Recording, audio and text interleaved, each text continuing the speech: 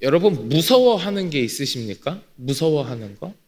아마 무서워하는 거 하나쯤은 있으실 거예요. 어떤 사람들은 뭐 귀신이 무섭다 뭐 이렇게 이야기하는 사람들도 있고요.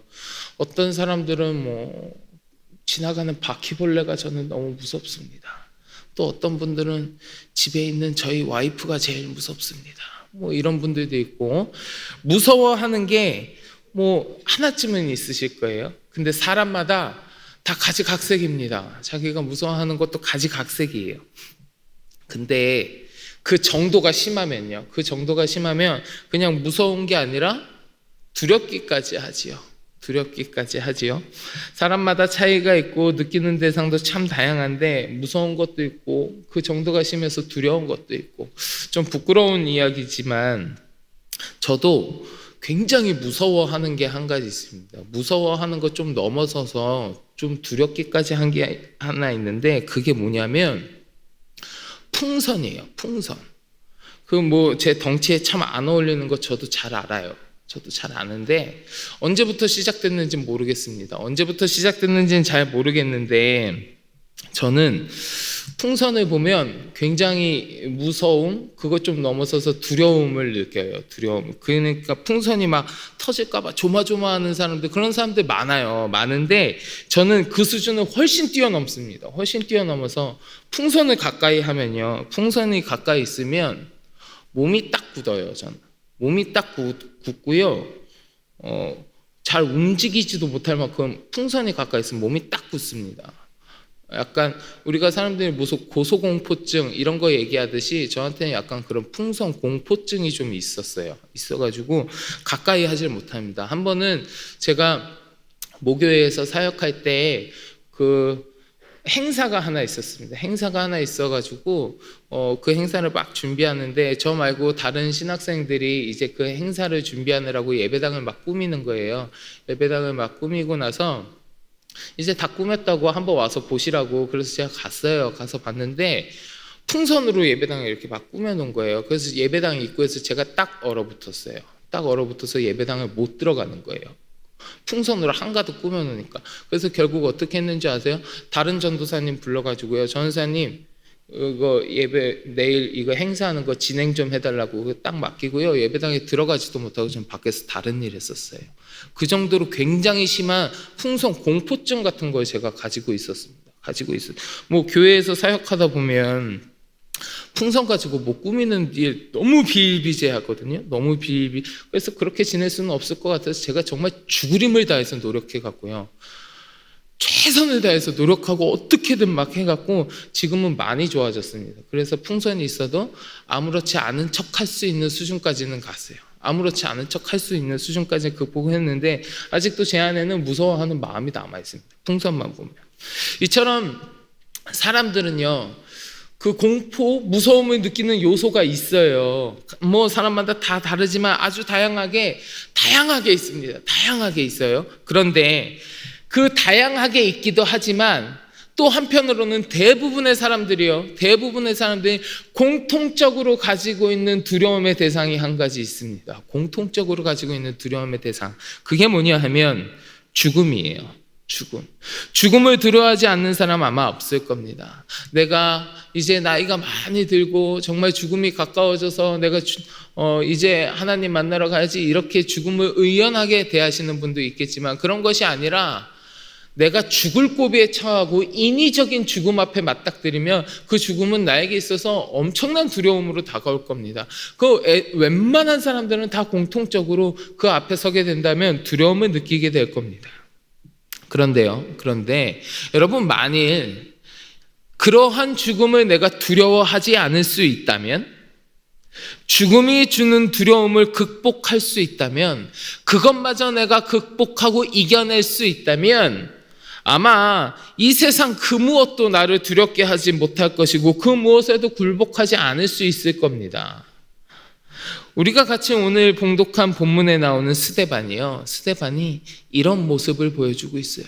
죽음을 두려워하지 아니하고 그 모든 두려움을 이겨낸 모습을 보여주고 있는데, 우리가 오늘 본문을 살펴보면서 그가 어떻게 해서 이렇게 담대할 수 있었는지, 두려움을 이겨낸 스데반은 어떤 모습을 보여줬고 어떤 결과로 그것이 이어지고 있는지 같이 한번 나누어 보고자 합니다. 우리가 어제 말씀에서도 살펴봤듯이 스데반은요, 이제 유대인들을 향하여서 마지막 설교를 하고 있습니다. 마지막 설교를 하고 있는데 그는 이 마지막 설교를 통해서 유대인들을 아주 신랄하게 비판했습니다. 단어마다 구절마다 유대인들의 완악함에 대해서 아주 서리빨 같은 준엄한 비판을 아주 그냥 신랄하게 이어갔습니다. 그러자 이 비판을 들은 유대인들이 어떻게 했냐면 분개했어요. 분개. 우리 오늘 본문 54절 같이 보실래요? 54절 말씀 같이 한번 봉독해 보겠습니다. 그들이 이 말을 듣고 마음에 찔려 그를 향하여 이를 갈거늘. 자, 여러분, 스데반의 설교는요, 듣는 이들의 심령을 꿰뚫는 하나님의 말씀이었어요. 그래서 스데반의 설교를 듣는 이 사람들이 마음이 찔릴 수밖에 없었던 겁니다. 여러분들 잘 아시는 말씀이죠. 히브리서 4장 12절에 보면 뭐라고 얘기합니까? 하나님의 말씀은 살아있고 활력이 있어 좌우의 날선 어떤 검보다 예리하여 혼과 영과 및 관절과 골수를 찔러 쪼개기까지 하며 또 마음의 생각과 뜻을 판단하나니, 히브리서의 말씀에 있잖아요. 그러니 이 유대인들이 마음이 찔렸던 거예요. 마음이 찔렸던 거예요. 하나님의 말씀을 스데반이 전하니까 그 말씀이 그 유대인들 마음을 찌르는 거예요. 사실 여러분, 마음의 찔림이라고 하는 건 뭐냐면요, 마음의 찔림이라고 하면 그거는 회개를 요청하는 양심의 소리예요. 회개를 요청하는 소리란 말이에요.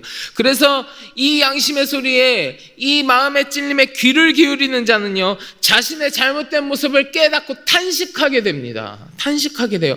앞서서 사도행전 2장에 보면요, 베드로가 행한 오순절 설교의 말씀이 나오지요. 베드로의 오순절 설교의 말씀을 듣고 그 앞에 있던 사람들이 뭐라고 얘기했습니까? 우리가 어찌할꼬, 마음이 찔려서 우리가 어찌할 거라고 하면서 탄식하는 장면이 나오잖아요. 탄식하는 장면. 그런데요, 이와 반대로 그 마음에 찔리는 하나님의 말씀을 듣고도 이렇게 탄식하고 회개하는 것이 아니라 오히려 그 마음을 더 굳게 하는 사람들도 있습니다. 이런 사람들은 하나님의 말씀이, 그 양심이 찔려올 때 마음을 더욱 굳게 하여서 그 하나님의 말씀을 전하는 사람한테 오히려 이를 갈아요. 더 분노하는 거예요. 오늘 말씀에 나오는 유대인들이 바로 이런 사람들이었습니다. 스데반이요, 유대인들을 향하여 너희가 의인을 잡아 죽였다, 너희가 예수 그리스도를 잡아 죽인 살인자들이다 라면서 지적하고 비판할 때에 그 유대인들이 마음의 찔림을 받았다고 하잖아요. 그런데 이 사람들은요, 그 마음의 찔림을 받기는 하였으나 그 찔림이 회개로 이어지지 않았습니다. 분노로 이어졌어요. 분노로. 이 자신들의 그 권력과 자신들의 이익을 유지하려는 집단적인 이기주의에서 나온 거, 유대 교권자들 그 마음을 품고 오히려 이를 갈았습니다. 여러분, 이를 간다는 거예요. 오늘 말씀에 나오는 이를 간다는 거는요, 머리에 재를 뿌리고 옷을 찢거나 하는 행위와 유사한 겁니다. 극심한 분노를 나타내는 거예요. 죽이고 싶을 때 이를 간다는 거예요. 하나님의 말씀을 증거하는 스데반을 향하여 그들은 격분하였고 그를 죽이고자 하는 살해를 품게 된 거예요. 지금 스데반의 상황이 이런 거예요. 말씀은 전했지만 그 말씀을 들은 사람들이 자기를 죽이려고 살해를 품고 분노하고 있는 상황, 그 상황 가운데 내던져 있는 겁니다. 당장이라도 저 사람들이 나를 죽일 것 같은 그 죽음 앞에 스데반이 직면한 거란 말이에요, 지금. 그런데 하나님의 말씀을 전하는 스데반에게 분개한 유대인들이 내뿜고 있는 죽음의 그림자가 시시각각 다가오고 있는데, 그 말씀을 전하는 스데반은요, 그 다가오는 죽음을 두려워하지 않았습니다. 내가 계속 말씀을 전하다가는 정말로 이 사람들한테 죽을 수도 있겠구나 하면서 두려움에 사로잡혀가지고 그 말씀을 그치거나 도망가거나 그러지 않았습니다. 오늘 본문 55절 같이 보실래요, 여러분? 55절 말씀 같이 한번 봉독합니다. 스데반이 성령 충만하여 하늘을 우러러 주목하여 하나님의 영광과 및 예수께서 하나님 우편에 서신 것을 보고. 스데반은요, 그 사람들을 피하여 도망한 말씀을 그치거나 그런 모습 하나도 보이지 않았어요. 자신 앞에 다가오는 두려움을 전혀 두려워하는 모습을 보여주지 않았습니다. 죽음의 공포라는 것을 그가 두려워하지 않을 수 있었던 것은, 두려워하지 않는 것 정도가 아니라 그냥 신경도 쓰지 않을 수 있었던 것은 그가 성령 충만했기 때문이라는 거예요. 성령 충만했기 때문에. 성령이 충만한 스데반은요, 자신의 눈앞에 다가오는 그림자를 쳐다보지도 않았습니다. 그의 시선은 그 죽음이 아니라, 자신에게 다가오는 그 죽음의 위협이 아니라 오히려 하늘을 향해 있었다는 거예요. 하늘을 향해 있었고, 저 하나님의 영광과 예수님께서 하나님의 우편에 서신 것을 바라보았다고 얘기했습니다. 성령이 충만하여서 하나님의 하늘의 영광이 보이니까 자신의 눈앞에 펼쳐져 있던 이를 갈면서 분노에 가득 찬 유대인들은 눈에 들어오지도 않는 거예요. 그의 심령이 하늘이 가득하니까, 그의 심령이 성령이 충만하니까 땅의 것은 관심도 가지지 않는 겁니다. 관심도 없으니까 두렵지도 않은 거예요. 그의 눈에 들어오는 깨제가 아닌 거예요. 지금 그는 성령이 충만하여 하늘의 영광을 바라보고 있거든요. 지금 스데반에게는, 성령이 충만한 스데반에게는 살고 죽는 것, 그것이 문제가 되고 있지 않는 겁니다. 그는 다만 이러한 상황 가운데에서도 하나님의 영광과 그 우편에 계신 우리 예수님을 바라보면서 기뻐하는 거예요. 그렇기 때문에 아무 거리낌 없이 그러한 상황 가운데에서도 자기가 바라보고 있는 것을 다시금 자신 있게 이야기할 수 있는 겁니다. 우리 오늘 보면 56절 보실래요? 56절 말씀 같이 봉독합니다. 말하되 보라 하늘이 열리고 인자가 하나님 우편에 서신 것을 보노라 한대. 아멘. 하나님 얘기하고 예수님 얘기하고 예수님 얘기하다가 잘못된 유대인들 지적하고 그것 때문에 죽음에 직면했지만 성령이 충만하니 그 죽음을 바라보지 아니하고 오히려 자기가 바라보는 하늘의 영광에 대해서 다시금 또 얘기하는 거예요. 하늘이 열리고 인자가 하나님 우편에 서신 것을 보노라. 자신 있게 이야기하는 겁니다. 자신 있게요. 마음이 굳어진 사람들한테, 이 유대인들한테 이 스데반의 이야기, 다시금 선포하고 있는 이 스데반의 한마디는 더욱더 큰 분노를 일으킵니다. 그리고 결국 이 이야기를 듣던 이 유대인들의 분노가 폭발해요. 우리 오늘 보면 57절부터 58절 말씀 보실까요? 57절부터 58절 말씀 같이 봉독합니다. 그들이 큰 소리를 지르며 귀를 막고 일제히 그에게 달려들어 성 밖으로 내치고 돌로 칠세. 증인들이 옷을 벗어 사울이라 하는 청년의 발 앞에 두니라. 아멘. 성령이 충만했습니다. 성령이 충만해서 하나님의 영광을 바라보며 하나님의 말씀을 전하던 스데반이었지만 귀를 막고 있는 유대인들에게 결국은 분노를 샀고요. 기어코는 죽음의 순간을 맞이하고 말았습니다. 죽음의 순간을. 그러나 그 순간 가운데에서도 그는 끝까지 죽음을 두려워하지 않았고 오히려 하나님 우편에 계신 예수님께서 자신의 영혼을 받으실 것을 확신하고 있으면서 그 순간에조차 자신을 죽음으로 모는 이들을 원망하거나 미워하지 않고 오히려 그들의 가련한 영혼에 대해서 깊은 연민을 느끼면서 예수님께서 보여주신 본을 따라서 자신을 핍박하는 이들을 위해서 스데반은 오히려 기도해 줍니다. 우리 60절 말씀 같이 보겠습니다. 60절 같이 봉독합니다. 무릎을 꿇고 크게 불러 이르되 주여 이 죄를 그들에게 돌리지 마옵소서. 이 말을 하고 자니라. 아멘. 자신을 핍박하느니 자신을 지금 죽이고 있는 그 사람을 용서하고 그를 위해서 기도한다는 거, 여러분 이게 어디 감히 사람의 의지로 되는 일이겠습니까? 사람의 생각으로 감당할 수 있는 일이겠습니까? 아니에요. 이 일은 스데반 가운데 성령이 충만했기에 하나님의 사랑이 흘러 넘치고 있었기에 가능한 일입니다. 성령 충만한 스데반의 심령 가운데 하나님의 사랑이 넘쳤습니다. 그렇기에 그는 그 죽어가는 그 순간에도 그 죽음을 두려워하지 아니하고 오히려 자신에게 돌을 던지고 자신을 핍박하고 있는 자들을 위해서 하나님 저들을 용서하여 주십시오. 저들을 용서하고 그들을 위해 진심으로 기도할 수 있었던 거예요.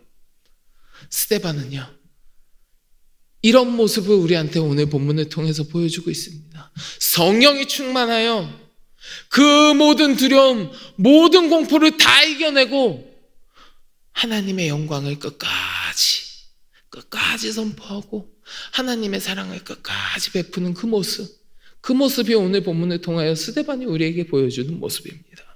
사랑하는 성도 여러분, 오늘날 많은 사람들이 복음 전하는 것을 두려워합니다. 왜냐하면 복음 듣기를 싫어하는 사람들 때문에 그래요. 문을 닫고 마음을 닫고 귀를 닫아버립니다. 특별히요, 코로나 시대를 겪고 있는 요즘엔 더해요. 전도하러 갔다가 말 한마디 못하고 말 한마디 제대로 건네보지도 못하고 문전박대 당하고 돌아오는 일 비일비재합니다. 비일비재예요. 저는 지난주에도 겪었어요. 전도하러 갔다가 문 앞에서 쫓겨나는 일 엄청 많습니다. 엄청 많아요. 복음을 이야기하면 돌아오는 반응이 이렇다 보니까, 사람들이 듣기 싫어하다 보니까 많은 그리스도인들이 복음 전하는 것을 꺼려합니다. 복음 전하는 게 두려워지기까지 해요.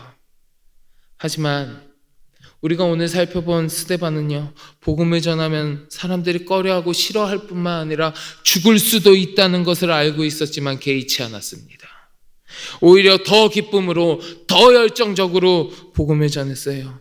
자신에게 남은 것이 죽음뿐이었고 그 죽음을 당연하게 생각하던 사람들을 눈앞에 두고 있었지만 오히려 그들을 위하여 끝까지 복음을 전하고 그들을 위하여 기도해 주었습니다. 어떻게 해서 그럴 수 있었습니까? 성령이 충만했기 때문이에요.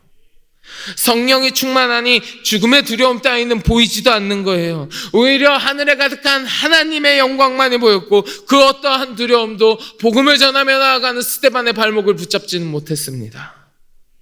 바라기는 이 시간 함께 하시는 우리 모든 성도 여러분, 우리들의 심령 가운데에도 스데반과 함께 하셨던 성령이 가득하시기를 주님의 이름으로 간절히 축원합니다. 성령이 충만하여서 세상 그 어떤 두려움이 나에게 다가온다 할지라도 그 두려움을 바라보는 것이 아니라 그 모든 두려움을 이겨내고 우리 하나님을 바라보면서 넉넉히 모든 두려움을 이겨내고 오히려 복음을 널리 전하여 하나님의 놀라운 구원의 경륜을 이루어 가시는 여러분들의 삶이 되시기를 주님의 이름으로 간절히 축원합니다.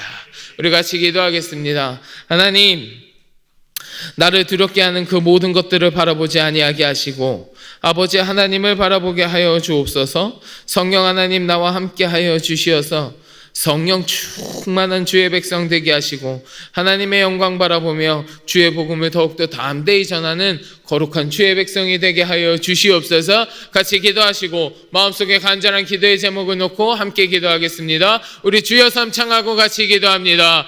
주여, 주여.